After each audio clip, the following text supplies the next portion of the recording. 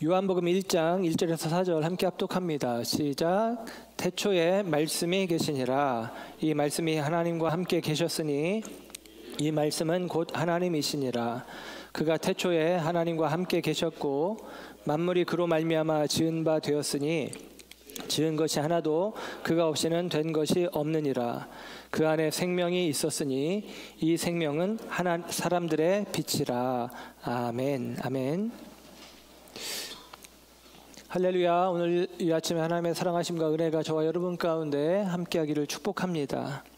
오늘 요한복음 첫 시간 태초에 말씀이 계시니라 라는 제목으로 말씀을 전합니다. 오늘 본문의 말씀을 함께 나누기 전에 목장교회와 관련돼서 좀 말씀을 드리고 싶습니다. 우리가 코로나 팬데믹 시대를 작년 초에 맞이하고 지난해부터 지금까지 2년 가까운 시간을 우리에게 요구되는 사회적 거리두기에 참여하면서 우리가 시간을 보내면서 때로는 예배로 모여지지 못하는 상황도, 또 소모임은 거의 아예 멈춰진 상태로 우리가 2년 가까운 시간을 보내게 되었습니다. 그 과정 가운데서 목장교회가 사실은 더 견고하고 좀 잘 유지되길 원했는데 우리의 조금은 부족함과 부실함이 드러나는 2년의 시간이 아니었나라는 생각을 해봅니다. 그러나 그럼에도 불구하고 제가 볼 때 우리 목자들은 잘하셨어요. 잘하셨습니다. 그런데 우리가 아직 이렇게 견고하게 함께 이렇게 뭉쳐지는 모습들이 좀 약한 모습들이 없지 않았음을 보게 됩니다. 그래서 올해 들어오면서 새롭게 목장교회를 리셋하는 준비하는 기간으로 우리가 삼고 그 과정들을 또 함께 나누는 시간들을 보냈습니다. 사실 아쉽고 안타까운 것은 이미 말씀드린 것처럼 15개 정도의 목장이 이제 8개 정도의 목장으로 줄어들고 있다는 사실입니다. 이유는 목자들이 이제 사역을 좀 못하는 상황들이 직장적으로 또 건강상의 문제로 또 개인적인 문제로, 그리고 제가 더 강력한 목장교회를 요구를 하면서 이제 매주 모이는 목장이고 또 불가분한 관계가 아니면 가정집에서 모이는 목장으로 제가 요구를 하는 그런 일들이 있었습니다. 그리고 그 과정 속에서 이제 목장의 수가 줄어들게 되었고 목장 사역을 이제 중간에 멈추게 되어지는 목자들도 생기는 것을 보게 됩니다. 그 과정이 우리 성도님들이 볼 때 조금 마음이 불편하고 어려운 마음들이 있을 수 있겠지만 그 모든 결과에 대한 책임은 저에게 있습니다. 제게 책임이 있지 다른 어떤 분에게 또 혹은 어떤 목자에게 전혀 책임이 있지 않다라는 사실을 분명하게 말씀을 드립니다. 이제까지도 너무 아름답게 귀하게 섬겨오셨고 목자들의 헌신이 있었기에 우리 교회가 지금 여기까지 또 우리 비전교회가 짧은 기간 또 더불어 함께 부흥하고 또 정착하고 하나 되는 시간들이 있었음을 여러분 꼭 기억하시고 감사하시기를 바랍니다. 네. 그러나 우리가 또 하나님 안에서 우리가 믿음의 경주를 하는 것이고 조금 더 성숙 성장 그리고 심지어는 그리스도의 장성한 분량에 이르기를 기대하는 마음으로 어떻게 하면 우리가 그 과정들을 더 아름답게 만들어 갈까 고민하면서 그럼에도 불구하고 제가 붙잡은 것은 목장교회입니다. 그래서 그 목장교회를 저는 분명히 붙잡았고 이 목장교회를 중심으로 우리 비전교회를 세워가기를 다시 한번 선언하고 또 여러분에게 선포를 합니다. 이 생각은 전혀 변함이 없고 사실 많은 목자들이 또 동의하고 함께하는 생각이기도 합니다. 특별히 이 목장교회를 통해서 저와 여러분의 신앙이 그냥 마치도 예배에 참여하면 되는 것 같은 신앙, 예배 한번 참여해서 설교 듣고 마음에 어떤 감동받고 그런 정도에서 멈추는 신앙이 아니라 여러분 죄송합니다. 그렇게 표현해서 죄송한데 구경꾼 같은 모습의 신앙이 아니라 여러분의 삶의 자리에서 말씀이 실제가 되어지고 여러분의 신앙과 믿음이 실제가 되어지고 그것들을 함께 나누면서 이 신앙의 기쁨이 더욱더 우리 가운데 풍족하게 누려지고 고백되어지는 그런 현장들이 되어지기를 소원합니다. 그런 마음이에요. 다른 이유는 없습니다. 목장을 꼭 해야 된다. 목장이 아니면 신앙적이지 않다, 성경적이지 않다, 그런 이야기가 아니라 우리가 어떻게 하면 우리의 신앙을 정말 의미 있는 신앙으로, 우리의 신앙이 그냥 형식적인 신앙이나 구경꾼의 신앙이 아니라 실제적인 신앙으로, 그리고 하나님 앞에서 더 진일보한 성숙한 신앙으로 나아갈 수 있을까? 저는 목장교회가 그 열쇠라고 생각을 합니다. 그리고 여러분이 그 목장교회를 통해서 그 일들을 경험해 가기를 주님의 이름으로 축복합니다. 목장이 개수가 줄어들면서 아마 어떤 분들은 내가 원하는 분이 목자가 아니기 때문에, 혹은 어떤 분들은 참여하고 싶어도 참여할 곳이 부족해서, 참여할 만한 시간대가 마땅치 않아서 참여 못하는 분들도 있을 수 있습니다. 잠시 멈추는 시간들로 여러분 이해하시고, 또 이 과정을 통해서 이 원형 목장이 더 잘 견고하게, 그리고 더 좋은 모습으로 세워질 때에 우리 성도님들 모두가 함께 참여하기를 기대하고, 또 그 가운데 또 새롭게 하나님께서 세우시는 목자와 섬김의 일들이 있어서 더 견고한 모습으로 세워져 가는 과정이라고 믿어주시기를 바랍니다. 또 한 가지 말씀드리는 것은, 목장교회는 평신도 사역자가 목회를 하는 개척교회라고 이해를 하시면 됩니다. 그러니까 엄청 부담되겠죠. 그 부담을 주려고 드리는 말씀이 아니라, 그렇기 때문에 내가 사람들을 모아놓고 관리하는 목장이 아니라 내가 섬기고 관심 갖고 함께하며 세워가는 목장입니다. 저도 개척을 여러 번 말씀을 드렸지만 저 혼자 개척을 했어요. 제 아내랑 결혼하기 전에 성도가 있어서가 아니라 그냥 혼자 개척을 했고, 그리고 제가 자리를 지키고 있었고, 하나님께서 사람들을 보내주셨고, 그 과정들을 지나서 이렇게 교회가 성장하는 과정 가운데 있었던 것입니다. 여러분, 이게 교회의 모습이에요. 관리를 100사람을 쪼개서 10사람씩 관리하자는 이야기가 아니라, 우리가 자연스럽게 그 안에서 믿음의 교제와 사랑의 교제를 나누며 함께 세워져 가고 함께 성장해 가는 것들을 보는 기쁨이, 이렇게 표현할 수 있을 것 같은데, 하나님 앞에 자랑할 만한 것이고, 하나님 앞에 우리가 자랑한다는 말이 좀 이상하긴 하지만 자랑할 만한 것이고, 하나님 앞에서 우리가 인정받을 만한 보람된 일들을 우리가 하겠다라는 것입니다. 그런 마음을 여러분들 이해하시고 목장교회에 참여하시고, 특별히 목자로서 하나님께서 마음을 주시면 여러분들이 젊은 사람이 되었든 그렇지 않든 아무 상관이 없습니다. 어느 누구든지 우리 교회에서 정한 최소한의 기준, 그리고 목자회에서 허락을 할 텐데요. 그런 과정을 통해서 목자가 되어지실 수 있다라고 말씀을 드리고, 여러분들이 목자가 없네 라고 한숨 쉬지 마시고, 여러분 스스로가 목자가 되어서 내가 섬기겠다, 내가 함께하겠다라는 마음을 품어 가실 수 있기를, 그런 마음까지도 여러분 가운데 일어나기를 주님의 이름으로 부탁을 드리고 축복합니다. 네, 우리 목장교회는 행복할 것이고 잘 될 것입니다. 목장교회를 통해서 우리 비전교회는 더 아름답고 견고하게 세워질 것입니다. 그 과정 속에서 잠깐의 흔들림은 있을 수 있고 잠깐의 어려움은 있을 수 있지만 더 잘 되어질 것을 믿으시기를 바랍니다. 오늘 본문 말씀, 벌써 시간이 많이 지났는데 요한복음의 말씀을 제가 살피려고 합니다.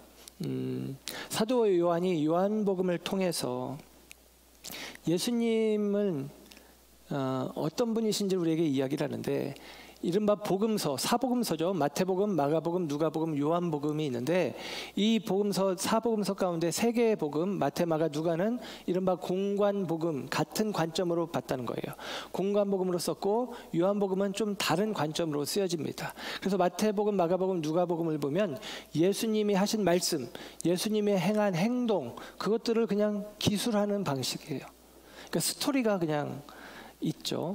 근데 요한복음은 예수님이 하신 말씀의 의미가 뭐냐, 예수님이 그런 행동을 하신 그 까닭이 무엇이냐, 그것을 설명하는 방식으로 기록이 되어 있습니다.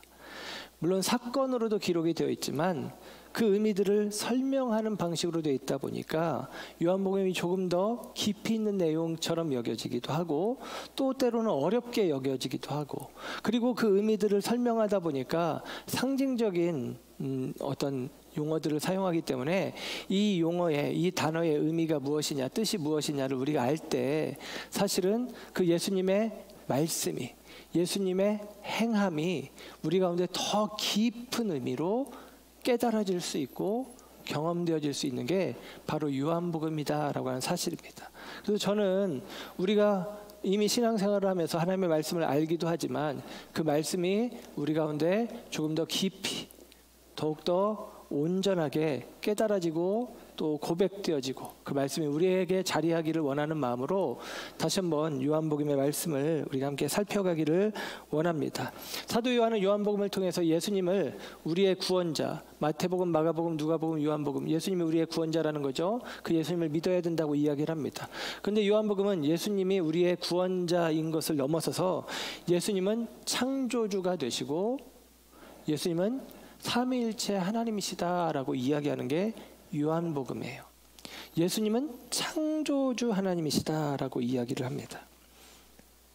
예수님은 하나님이 되신 분이 아니라 처음부터 원래부터 하나님이시다라고 우리에게 이야기를 해주고 있어요.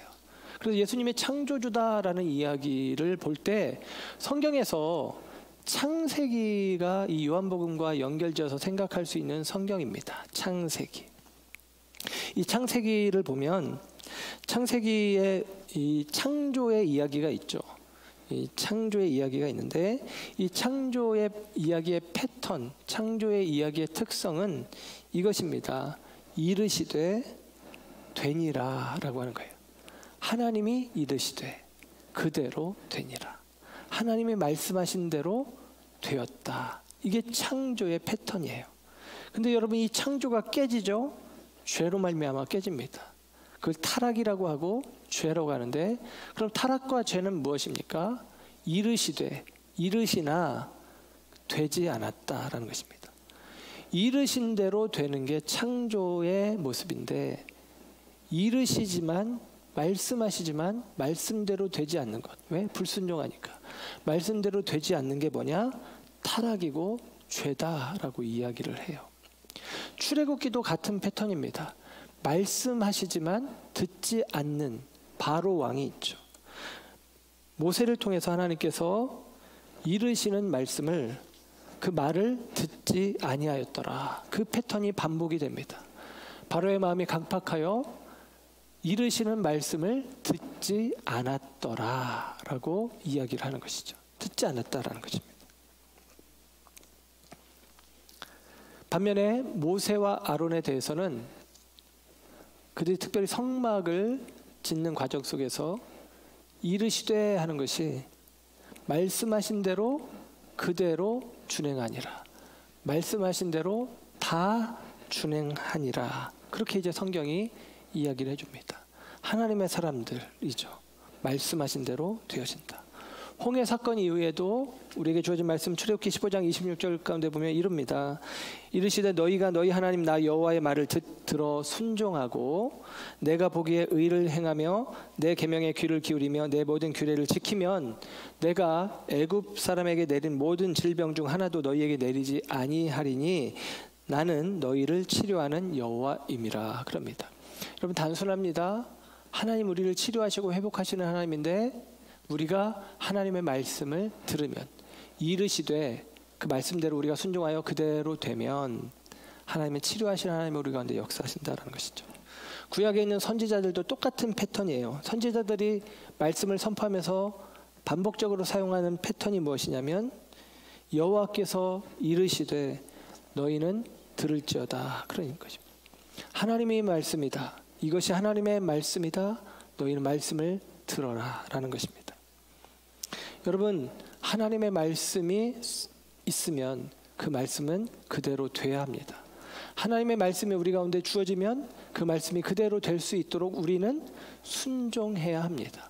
그런데 여러분 우리가 순종하지 않고 죄를 지으면 이르시되 되니라가 아니라 이르셨으나 되지 않았다가 되어지는 거죠.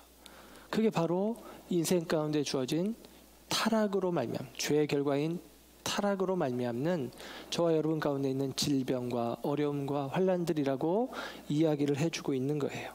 여러분, 이 죄로 말미암아 하나님의 말씀이 우리의 삶 가운데 이루어지지 않는 이 비극에서 저와 여러분들이 돌이키시기를 주님의 이름으로 축원합니다. 더 큰 비극은 뭐냐면 우리가 하나님 말씀을 듣지 않는 것도 비극이지만 하나님의 말씀이 들려지지 않는 게 더 큰 비극입니다. 창세기를 통해서 창조의 일을 시작하신 하나님이 구약 성경의 말라기까지 계속같이 선지자를 통해서 말씀을 하십니다. 말라기 이후 예수님이 이 땅에 오시기까지 400년의 기간, 그 기간을 신구약 중간사라고 하는데 이 400년의 기간, 신구약 중간사의 기간을 하나님의 말씀이 선포되지 않았던 시기라고 해서 그때 선지자들이 없고 하나님의 역사가 멈추어진 시기라고 해서 그 시기를 암흑기, 말씀이 없다고 해서 침묵기 그렇게 이야기를 합니다. 그 400년의 시간은 암흑기, 침묵기의 시간이에요. 창세기 이후 말씀하신 하나님이 말라기서까지 선지자를 통해서 말씀하신 하나님이 말씀을 멈추어 버린 시기입니다.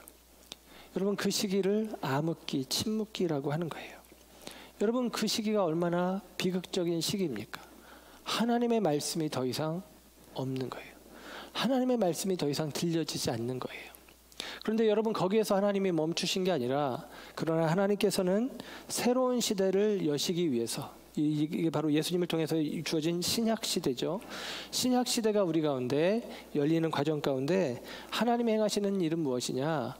말씀하셨다라는 것입니다. 말씀이 멈추어진 침묵기에 말씀으로 창조가 시작된 것처럼 하나님이 말씀하심으로 재창조의 역사가 시작되고 있다라는 사실입니다. 그래서 요한복음은 그 말씀의 출현, 바로 새로운 시대의 시작을 우리에게 선언해 주고 있습니다. 그래서 오늘 요한은 예수님이 하나님의 말씀이시다, 말씀이신 하나님이시다라고 우리에게 이야기를 해주고 있는 것입니다. 말씀이 듣는 말씀에서 이제는 보는 말씀으로 우리에게 나타났다라는 것입니다. 구약 시대에는 선지자를 통해서 들어지는 말씀이었는데 신약 시대에는 이제 예수님을 통해서 우리에게 보여지는 말씀으로 주어졌다라는 것이죠.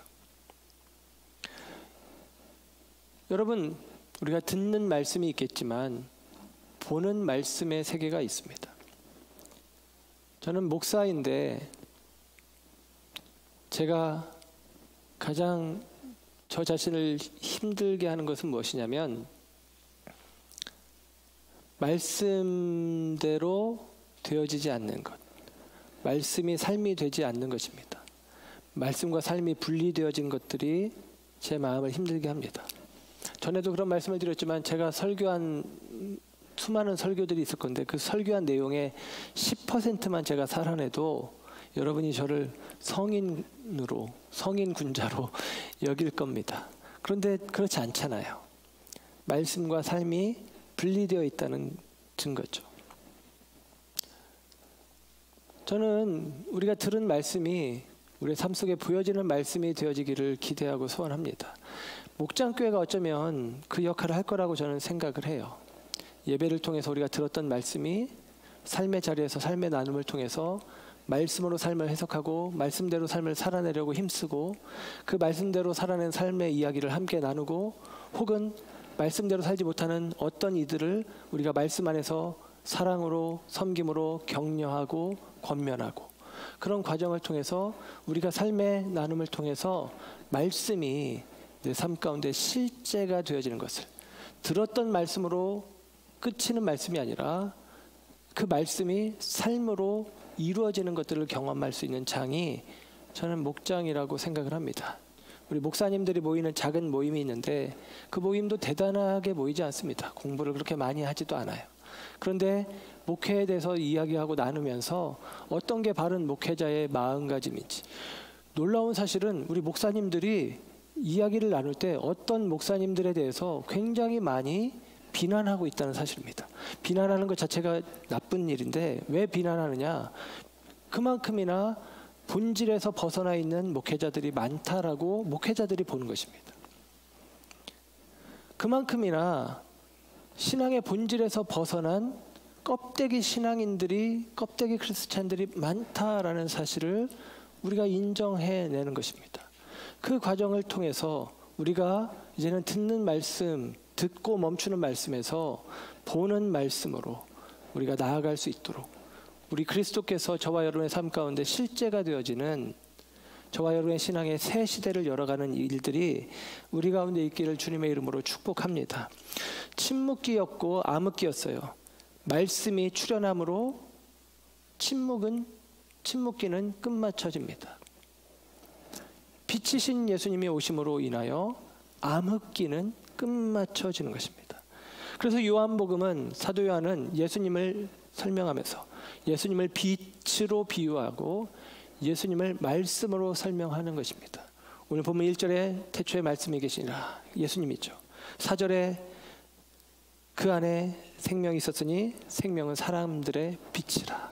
예수님이 말씀이시다. 예수님이 빛이시다. 말씀이 임하셨기에 침묵기는 끝마치고, 빛이 임하셨기에 암흑기도 끝났다. 새 시대가 시작되었다라고 이야기를 하는 것이죠.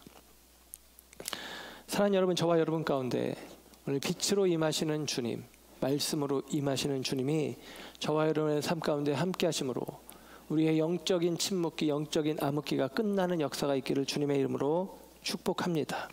여러분, 암흑기 같은 시간들을 우리가 보낼 수 있어요.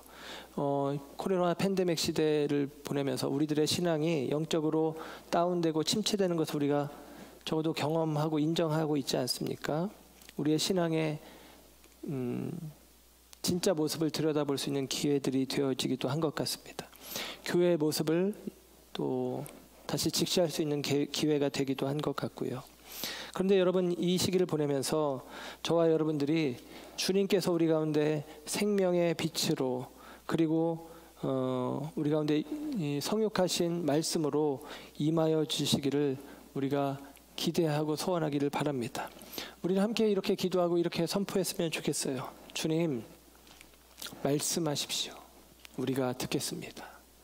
주님, 빛을 비추어 주십시오. 내가 깨닫겠습니다. 이 고백으로 우리가 설 때 우리의 신앙의 영적인 정체를 경험하고 있는 이 암흑기와 이 침묵기가 끝나게 되어질 줄로 믿습니다. 코로나가 끝나야 끝나는 게 아니라 말씀이 임하시면, 빛이 임하시면 우리들의 신앙의 멈춤은 끝나고 다시금 주님 안에서 새롭게 나아가는 재도약의 역사가 우리 가운데 있을 줄로 믿습니다. 오늘 말씀은 무엇입니까? 아니, 말씀이 무엇이냐? 말씀이 무엇이냐라기보다는 말씀이 누구일까라고 생각해 봐야 할 것 같습니다.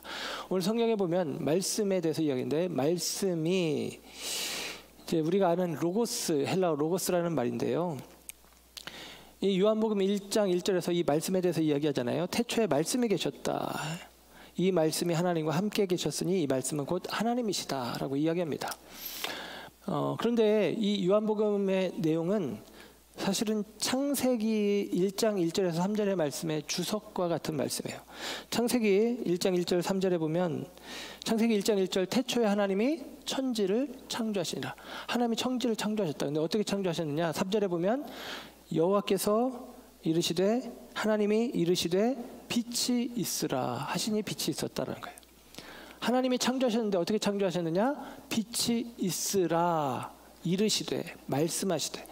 어떻게 창조하셨느냐? 말씀으로 창조하셨다라는 것입니다.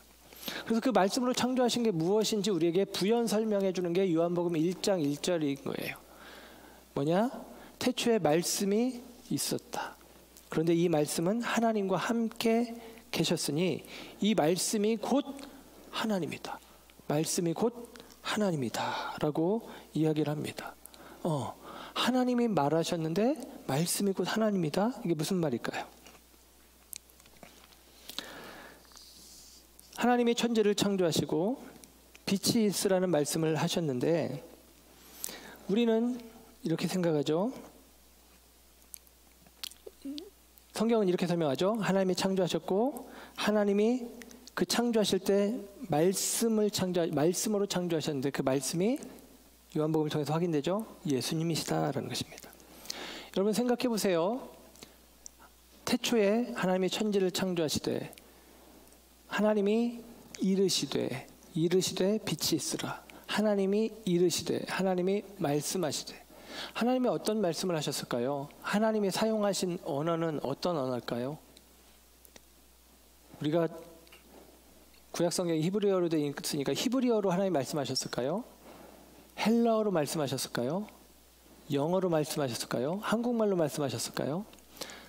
여러분 하나님이 말씀하셨다, 창조하실 때 쓰셨던 말씀은 사람들이 있기 전의 말씀입니다.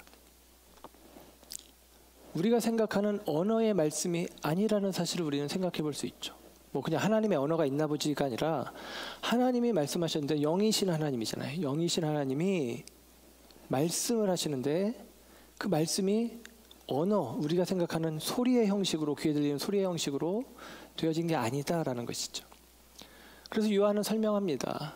하나님의 생각이 말씀이라는 실제가 되어질 때 생명이 창조되고 세상이 창조되어지는데 그 말씀이 다름 아니라 예수님이다라는 것입니다. 그러니까 무엇입니까? 하나님은 예수님을 통해 창조하셨다라고 요한은 해석을 하고 있는 거예요. 하나님은 예수님을 통해 창조하셨다. 로고스이신 예수님을 통해서 하나님은 창조하셨다라고 이야기를 합니다. 이것은 히브리서 우리가 11장 믿음장 우리가 지난주까지 살폈는데 히브리서 11장 믿음장의 첫 번째 믿음으로라는 단어가 쓰면서 설명한 표현이 히브리서 11장 3절에 나오거든요. 히브리서 11장 3절에 이렇게 표현합니다. 믿음으로 모든 세계가 하나님의 말씀으로 지어진 줄을 우리가 아나니 보이는 것은 나타난 것으로 말미암아 된 것이 아니니라. 믿음으로 우리는 알 수 있다는 거예요. 보이는 것은 나타난 것으로 된 게 아니라는 거예요. 이미 있던 게 만들어진 것이 아니라 하나님이 말씀으로 이 없던 것들이 있게 하시는 창조를 했다는 것을 우리는 믿음으로 알 수 있다. 왜? 아무도 본 사람이 없으니까. 믿음으로 알 수 있다라는 것입니다. 그런데 무엇으로 창조되었다? 말씀으로 창조되었다. 말씀으로 창조되었다라고 이야기를 합니다. 곧 믿음으로 우리는 알게 되는 거예요. 뭘 알게 되느냐? 예수님이 우리의 구원자라는 것을 알게 될 뿐만 아니라 예수님이 우리의 창조자가 되신다는 것을 알게 된다는 것입니다. 예수님이 창조자, 이 개념이 지금 요한복음이 우리에게 처음 심어주는 중요한 개념이에요. 예수님이 창조자다라는 것입니다.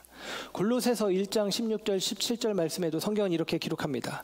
만물이 그에게서 창조되되 하늘과 땅에서 보이는 것들과 보이지 않는 것들과 혹은 왕권들이나 주권들이나 통치자들이나 권세들이나 만물이 다 그로 말미암고 그를 위하여 창조되었고 또한 그가 만물보다 먼저 계시고 만물이 그 안에 함께 섰느니라 그럽니다. 여러분 그가 누굽니까? 우린 다 짐작하죠. 예수님. 맞습니다. 예수님입니다. 예수님으로 말미암아 만물이 지어졌다. 예수님으로 말미암아 지어졌다라고 성경이 우리에게 이야기를 해주고 있는 거예요. 우리는 이렇게 일반적으로 생각을 합니다. 창조주 하나님, 구원자 예수님.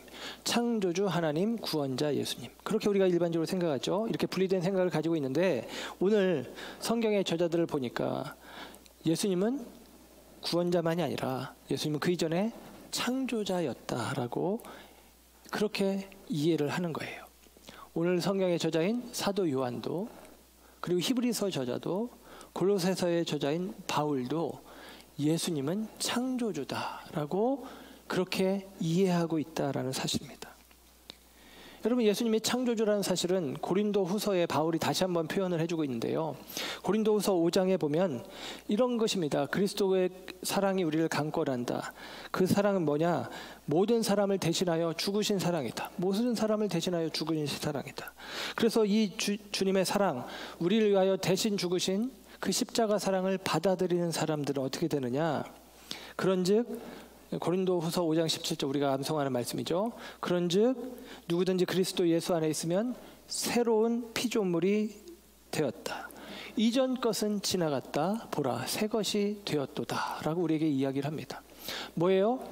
예수님이 우리를 위해서 죽으셨어. 그 예수님을 믿으면 우리는 구원받는다라고 쓰지 않고 고린도후서에 통해서 뭐라고 하냐면 우리는 새로운 피조물이 되었다라고 이야기하는 것입니다. 구원받는다는 것은 무엇이냐? 새로운 피조물이 되는 것입니다. 예수님이 우리의 구속자인 동시에 창조주가 되신다는 의미는 뭐냐? 예수님이 저와 여러분의 인생을 새롭게 창조하실, 재창조하실 수 있는 창조주 되시기 때문이다 라고 이야기를 해주고 있는 것입니다. 사도 요한도 요한복음 1장 15절을 통해서 예수님이 하나님 되심을, 창조주 되심을 고백하는데, 요한이 그에 대하여, 예수님에 대하여 증언하여 외쳐 이르되 내가 전에 말하기를 내 뒤에 오시는 이가 나보다 앞선 것은 나보다 먼저 계심을 나타내기 위함이다. 그렇게 이야기합니다. 그것을 가리킨다는 거예요. 무슨 얘기예요? 나보다 나중에 오신 이인데, 나보다 늦게 태어났는데 나보다 먼저 되신 분, 나보다 나이가 많으신 분, 나보다 형님, 이렇게 얘기하는 거예요. 세례 요한이 예수님보다 6개월 생일이 빠르거든요. 근데 세례 요한은 예수님이 나보다 먼저 있던 분이다 라고 이야기를 합니다. 뭐예요? 예수님이 하나님이시다 라고 이야기를 하는 것입니다. 원래부터, 먼저부터 계신 분이다 라는 것이죠. 여러분, 예수님은 창조주이시고 예수님은 하나님이십니다. 이것을 우리가 믿음으로 받아들이시길 바랍니다. 만약에 누군가 내가 하나님이다 라고 이야기하면 우리는 미친놈 그럴 거예요. 2000년 전에 우리랑 똑같이 두 손 두 발, 두 눈 코 하나 입 하나 갖고 있었던 존재가 사람들에게 외쳤습니다. 나는 하나님이다. 나는 하나님의 아들이다. 예수님이죠. 그 예수님에 대해서 두 가지 반응이 있었습니다. 바리새인들이나 서기관, 그리고 제사장이나 유대인들은 예수님이 내가 하나님이다 라고 했을 때 미쳤다, 신성모독한다 라고 하면서 예수님을 십자가에 달았습니다. 반면에 소수의물이지만 제자들은 예수님이 하나님이시다 라는 이야기를 듣고 예수님이 진짜로 창조주 하나님이심을 신앙 고백합니다. 주는 그리스도시요 살아계신 하나님의 아들이십니다 라고 고백을 합니다. 이 신앙 고백이 있었던 제자들은 그래서 예수님이 가신 십자가의 길을 함께 걸어가는 자들이 되어집니다. 여러분, 예수님을 창조주로 인정하는 신앙이 우리들의 인생을 다른 걸음으로 이끌어가는 것입니다. 예수님을 창조주로 인정하지 않는 사람들은 예수님의 십자가에 달았고, 예수님을 창조주로 인정하는 사람들은 예수님이 가신 십자가의 길을 따라갔다라는 사실입니다. 사도 바울도 똑같은 케이스입니다. 사도 바울이 예수님을 처음 어떻게 이해했냐면 예수님이 사기꾼이다, 예수님이 과대망상을 가지고 지가 하나님의 아들이라고 신성모독 말도 안 돼 라고 사도 바울이 생각을 했어요. 근데 이 사도 바울이 예수님을 만났잖아요. 그리고 예수님이 누구신지 그가 온전히 깨닫고 나서는 자신의 생명을 드리기까지 예수님을 따라가는 자가 되어집니다. 자기 생명을 아깝지 않게 내어 던지면서 예수님을 쫓아가는 사람이 되어지는 것입니다. 여러분, 예수님에 대한 깨달음이 있느냐 없느냐, 예수님에 대한 바른 인식이 있느냐 없느냐에 따라서 십자가를 외면하기도 하고 십자가를 끌어안기도 하는 것입니다. 그 예수님이 누구신지를 우리가 알 때에 그 예수님으로만 우리가 부요할 수 있고, 그 예수님으로만 충만할 수 있고, 그 예수님 안에서 우리가 작은 예수의 삶을 살아갈 수 있는 새 마음을 얻게 되어지는 것입니다. 그래서 여러분, 신앙생활에서 굉장히 중요한 것은 예수님을 온전히 아는 것입니다. 예수님을 제대로 알면 예수님을 따라갈 수밖에 없고, 예수님을 모르면 예수님을 따라가지 못합니다. 우리가 예수님에 대해서 들었지만 내 삶 가운데 이르신 말씀이 그대로 되니라가 되지 않고 있으면 우리는 예수님을 아는 것 같지만 모른다라는 것입니다. 이르시되 그대로 되니라가 되고 있으면 그 까닭은 무엇이냐? 그러니까 예수님을 알기 때문입니다. 여러분, 다른 것 없어요. 여러분의 삶 속에서 내가 하나님의 말씀이 내 삶 가운데 이루어지고 있느냐, 이루어지고 있지 않느냐, 그 하나님의 말씀을 내가 순종하여 내가 따라가고 있느냐, 따라가고 있지 않느냐, 하나님께서 우리에게 명하신 대로, 분부하신 대로, 말씀하신 대로 내가 그 말씀을 위하여 기꺼이 우리 삶을 내어드리며 헌신하고 있느냐, 헌신하고 있지 않느냐. 여러분의 삶이 하나님의 말씀이, 또 그 말씀이신 예수님이 우리 가운데 온전히 알아지고 그 말씀을 온전히 깨닫게 되어지는 과정을 통해서 우리 인생의 전환점이 주님을 따라가는, 주님의 십자가를 감당하는 삶으로의 전환점이 있는 복된 삶이 되기를 주님의 이름으로 축원합니다. 안타깝게도 많은 사람들이 그 말씀이 우리의 인생의 전환점의 기준이 된 게 아니라 우리 인생의 상황과 형편과 처지가 코로나 팬데믹의 상황 속에서, 그 상황 속에서 나의 신앙마저도 오히려 약화되어지는, 오히려 그 신앙을 상실해버리는 그와 같은 어리석은 신앙의 삶의 전환점을 삼지 마시고, 어떠한 형편과 상황 속에서도 하나님의 말씀이 저와 여러분의 인생의 전환점이 되어지는 은혜가 있기를 주님의 이름으로 축복합니다. 요한복음에는 생명이라는 단어가 54회 나오고요, 사랑이라는 단어가 57회가 나옵니다. 50번 넘게 그 단어가 나오는데, 재밌는 것은 생명이라는 단어는 1장에서 12장까지 앞부분에 47회, 거의 대부분이 앞부분에 나오고, 그리고 사랑이라는 단어는 13장에서 21장까지 51회, 거의 뒷부분에서 나와요. 그래서 성경학자들은 이야기하기를 요한복음은 생명으로 시작해서 사랑으로 마무리된다라고 이야기를 합니다. 생명으로 시작해서 사랑으로 마무리된다. 절반은 생명 이야기, 나머지 절반은 사랑 이야기. 여러분, 이게 요한복음이에요. 이 요한복음을 통해서 이 생명의 이야기가, 사랑의 이야기가 저와 여러분에게 마음 깊이 자리했으면 좋겠습니다. 우리에게 생명을 주셨다는 것, 예수님이 우리에게 생명이 되어주셨다는 것, 그 생명이 되어주시기 위해서 예수님께서 우리를 사랑하셨다는 것, 이게 바로 요한복음의 이야기입니다. 저와 여러분이 그 예수님을 생명이신 예수님, 사랑이신 예수님, 빛이신 예수님, 말씀이신 예수님, 창조주이신 예수님을 저와 여러분의 삶 속에서 경험해가고 누려가시기를 주님의 이름으로 축원합니다. 말씀 속에서 그리스도를 깊이 알아가십시오. 그리고 할 수만 있다면 여러분의 삶의 나눔 속에서 말씀의 실제를 경험해 가시고 함께 나누시면서 그 말씀이 내 삶 속에 되니라, 이르신 대로 되니라, 이르신 대로 되는구나를 경험하는 행복한 신앙, 진짜 신앙을 누려가는 저와 여러분의 삶이 되기를 축복합니다. 기도하겠습니다. 좋으신 주님,